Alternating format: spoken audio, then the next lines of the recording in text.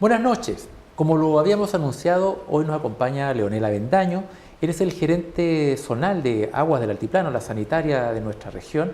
Y lo hemos invitado porque hace unos días salió una noticia que nos llamó bastante la atención, que tenía que ver con los alcantarillados, con los colectores de nuestra región y la cantidad de basura que se encuentra y lo que obviamente genera problemas a la gente directamente, que se afecta producto de los problemas que generan el alcantarillado. Por eso queremos conocer los detalles, qué es lo que pasa, qué medidas se pueden tomar y cuáles son los caminos que va a seguir la sanitaria. Buenas noches, ¿cómo estás, Leonel? Buenas noches, un gusto estar aquí en Morrovisión. La verdad es que es la primera oportunidad en que estoy en este lugar. Estoy contento de poder entregar información. La verdad es que es vital, justamente uno de las modalidades más efectivas que hay para mejorar este tema que nos plantea es la educación y la información al cliente.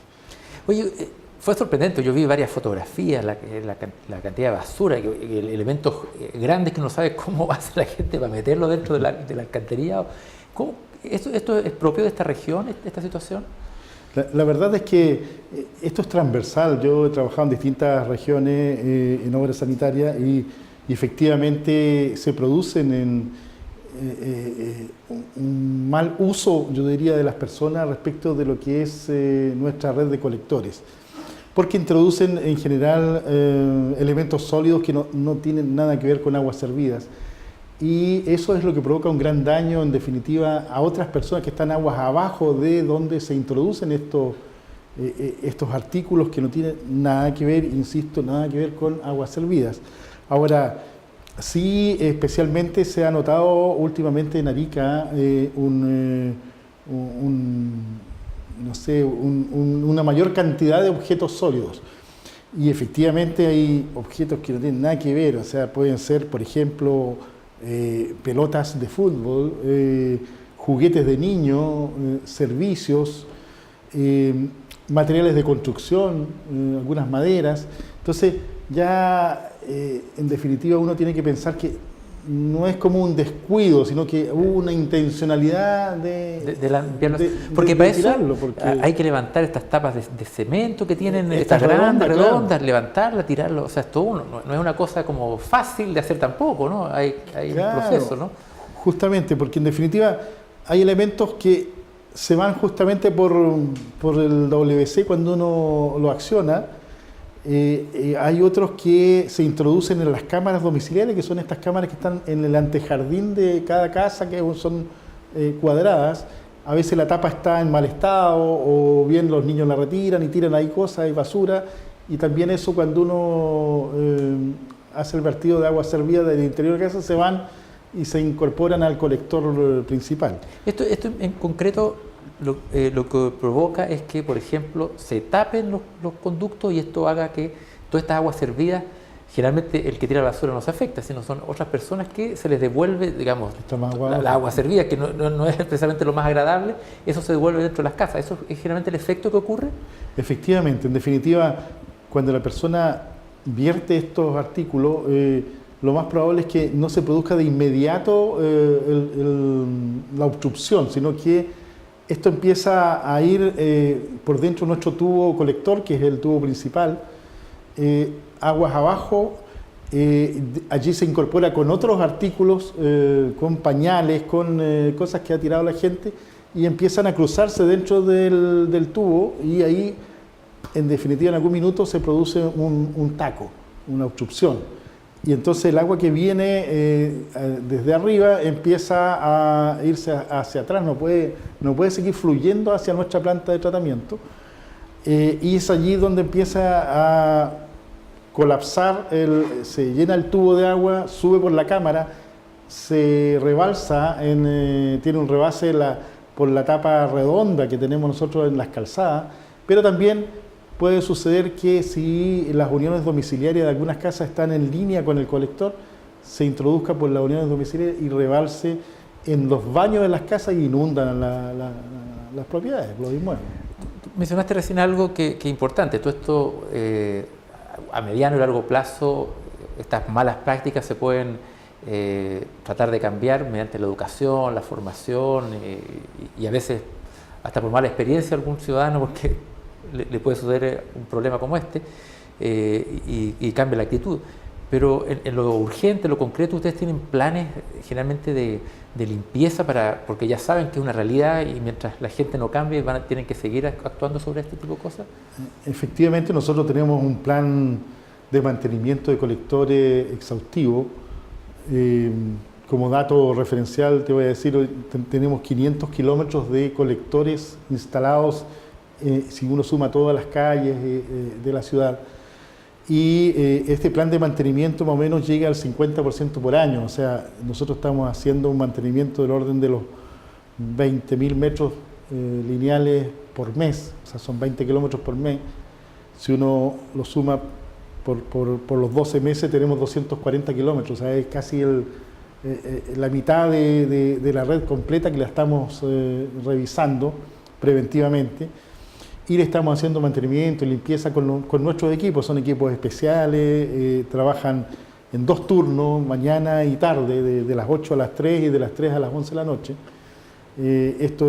Tenemos un camión Vactor, que es un camión que incorpora agua a presión dentro del tubo para limpiar y desobstruir, y también es succionador, es decir, absorbe o succiona como una aspiradora a aquellos elementos sólidos y los incorpora a su estanque. Y por eso nos enteramos de todas estas cosas que salen. Eso lo estamos haciendo todos los días del año, de manera permanente. Por otra parte, independientemente de eso, también tenemos muy bien identificados los sectores críticos donde tenemos que ir prácticamente semana a semana. ¿Hay sectores más complejos? Sí, hay sectores más complejos y por eso de repente la gente dice, oye, en mi casa no, o en mi cuadra no han venido, vienen una vez al año. Sí, porque probablemente no sea un sector crítico, sin embargo hay otros sectores, hay otros tramos donde estamos yendo una vez a la semana. ¿Cómo cuáles son esos tramos más complicados en la ciudad? Normalmente son los tramos más bajos, ¿ya? Porque es donde el colector va más horizontal, se fija, porque los tramos altos, la fuerza del agua hace que finalmente se tenga un sistema de autolavado. Perfecto. Entonces todo eso, bueno, nuestra gente es bastante profesional, se maneja en el tema y saben muy bien cómo identificar los sectores que están con problemas. Y a eso se le da prioridad. Pero por otra parte, independientemente de eso, tenemos un plan de inversión que todos los años se reemplazan tramos de colector. Este año deberíamos reemplazar del orden de los 4 o 5 kilómetros en distintos sectores de la ciudad. ¿Estos se van dañando precisamente por este tipo de...? Sí, hay algunos que también son tramos que ya están muy antiguos, han cumplido su vida útil, son más antiguos. Nosotros también los podemos identificar porque es importante tener claro, a veces hay un tema de materialidad, hay un tema de instalación del tubo en su época, cuando se hizo quedó mal instalado y probablemente allí se produce la obstrucción, nosotros lo identificamos, entonces vamos y cambiamos el tubo y mejoramos la pendiente. Nosotros, no sé, en eso debemos gastar cerca de unos 1.000 millones este año sin problema en reemplazo de esa tubería, porque es caro, porque en definitiva cuando uno reemplaza una cuadra, porque supongamos este tramo que está frente acá al canal, hay que destruir todo el pavimento de calzada. Generalmente el colector se instala como a 2 metros, 2 metros y medio, dependiendo de la pendiente que uno necesite darle. Y entonces es una gran ingeniería en el fondo. ¿Sí? Una gran excavación, claro, sí, pues, que además afectamos a los vecinos, los incomodamos, y después hay que reponer los pavimentos y todo eso, dejar todo tal cual. Entonces eso es caro, tiene su costo y no es menor. Oye, y si una persona es sorprendida tirando basuras, ¿eso está sujeto a algún tipo de multa, algún tipo de sanción? Si es sorprendido, por ejemplo, tirando basura dentro de los colectores, ¿hay sanciones al respecto? Sí, pero es difícil sorprenderlos, porque normalmente, bueno, primero los niños cuando están jugando nunca sabe uno en qué parte juegan, a dónde van o qué les entretiene. Sí hemos sorprendido a personas que están virtiendo riles, o sea, por ejemplo, aceite quemado, de cambio de aceite que hacen cambio de motores en los motores de los vehículos, en vez de incorporarlo a un recipiente y luego destinarlo a lugares donde deben ser dispuestos, esperan la noche o esperan que no haya nadie y vierten ese aceite quemado en nuestra red, que también altamente peligroso porque en algún minuto se puede inflamar. Claro. A ellos hemos sorprendido algunos talleres mecánicos, se notifican, se les cierra la unión domiciliaria también, se les aplica sanciones. Pero no es fácil sorprender porque por lo mismo son 500 kilómetros de red, son miles de cámaras donde pueden introducirse estos elementos. Puede ser en un pasaje, en una calle más abandonada o con menos iluminación. Al final uno nunca... lo que interesa acá es que hay que ir educando a la gente, estamos trabajando en eso.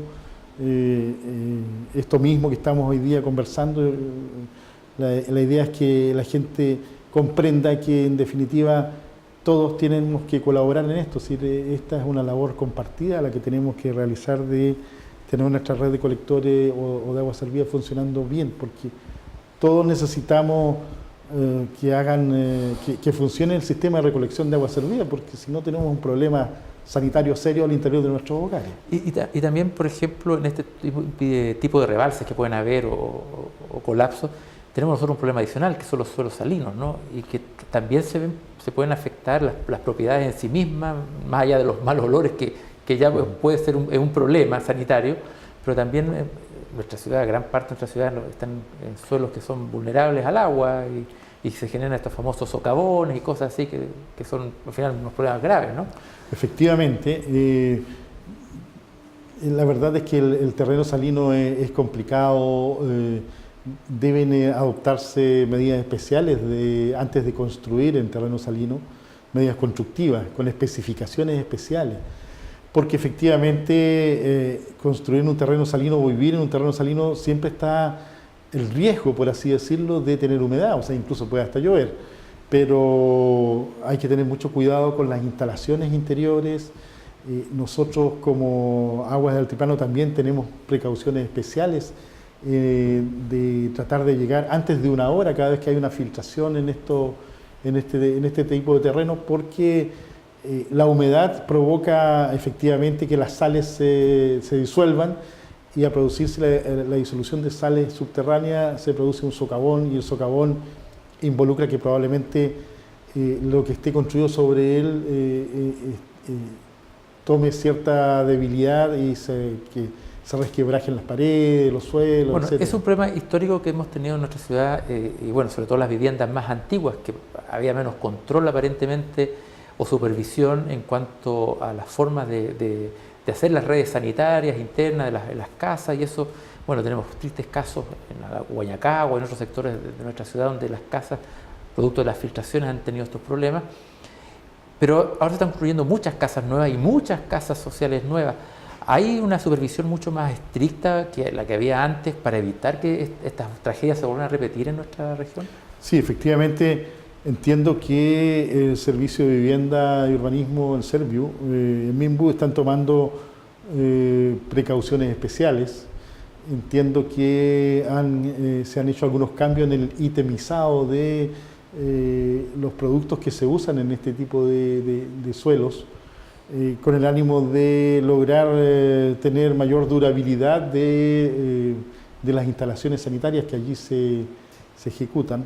Y por otro lado, nosotros también como Agua del Altiplano estamos con mayor precaución al momento de recibir justamente las urbanizaciones. Porque ustedes al final le han visto bueno cuando las entregan, ¿no? Es por lo menos la parte... El visto bueno final, claro.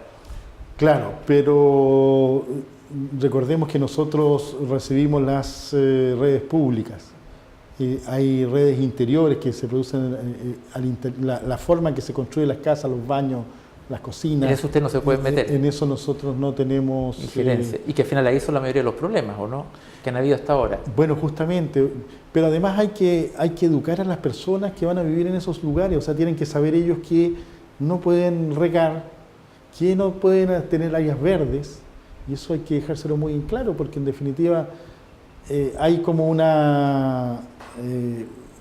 o sea, todos tenemos ganas de que nuestro entorno en la casa, ojalá tengamos algo de verde, pero hay que tener claro que en el sector salino no podemos tener árboles, no podemos tener plantas, no podemos tener prados, porque al regarlos se está produciendo una humedad, y esa humedad a través de los años no significa que el año 1, el 2 o el 3 se produzca un problema, pero sí se va a producir un problema al año 7, al año 10. Se fije, porque esto va poco a poco mermando las sales que están en el subsuelo. Oye, bueno, ya el tiempo nos pilló, pero quería agradecerte mucho que hayas venido esta noche a conversar sobre este tema tan importante que tiene que ver con nosotros, con el comportamiento, nosotros con los ciudadanos, con respecto a nuestro cuidado de este espacio común, que son los colectores, y que fue bastante sorprendente ver las cosas que se encontraban ahí en los colectores, pero también para dar claridad un poco sobre lo que es el tema de este problema eterno que tenemos con nuestro suelo. Sí, yo agradezco la verdad a Morrovisión por esta invitación. La verdad es que es importante que la gente conozca los riesgos que involucra esto y conozca los esfuerzos que hay que hacer y que tenemos que ayudarnos en conjunto. Si nosotros ayudamos a las personas, a los vecinos, y los vecinos también deben ayudarnos a nosotros, avisándonos o dándonos noticias de aquellos sectores que no están funcionando bien en nuestra red, para que concurramos y reparemos o le hagamos mantenimiento. Pero por otro lado es importante que todos conozcan la relevancia que tiene el que esto funcione bien. Si funciona bien, todos vamos a estar más tranquilos. Nosotros estamos haciendo todos los días grandes esfuerzos en que esto se maneje bien. Así que agradezco esta labor educativa hacia las personas, porque yo creo que es la forma de enfrentar el problema. Es parte también de nuestra labor como medio de comunicación. Muchas gracias. Gracias. Y después de una pausa comercial seguimos con más Notivisión.